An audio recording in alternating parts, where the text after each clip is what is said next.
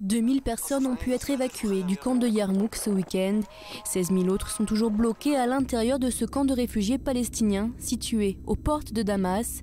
L'alliance inhabituelle entre le groupe État islamique et le front Al-Nosra a lancé son offensive mercredi et en quelques jours s'est emparé de 90% du camp. Une conquête rapide, facilitée par le chaos syrien.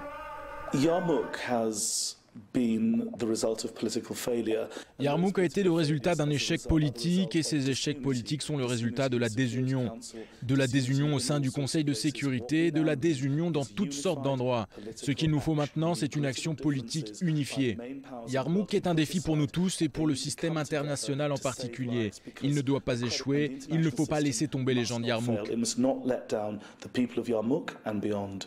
Depuis Ramallah, le président de l'autorité palestinienne, Mahmoud Abbas, s'inquiète pour le sort des réfugiés de Yarmouk.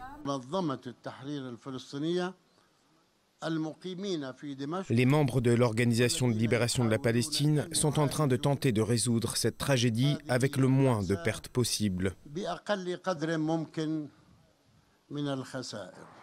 La situation de ces réfugiés préoccupe également en dehors du Moyen-Orient.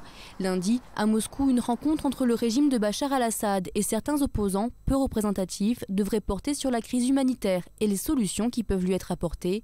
Alors que ce dimanche, lors de la messe pascale, devant des milliers de fidèles place Saint-Pierre, le pape a lancé un appel. Il exhorte les responsables à passer à l'action. Il ne faut pas rester inerte face à l'immense tragédie humanitaire en Syrie et en Irak, face à ces nombreux réfugiés. Il faut que cesse le fracas des armes et que se rétablisse la bonne cohabitation entre les différents groupes qui composent ces pays bien-aimés. L'État islamique a de nouveau fait diffuser une vidéo de propagande sans qu'il soit possible de la dater. Sur ces images, on voit les djihadistes détruire des monuments historiques de la cité d'Atra, un ancien carrefour caravanier prospère sur les routes de la soie et des épices dans le nord de l'Irak. Si certaines de ces œuvres étaient des répliques, comme le prouvent ces barres de fer à l'intérieur de ces statues, beaucoup d'originaux ont été perdus à jamais.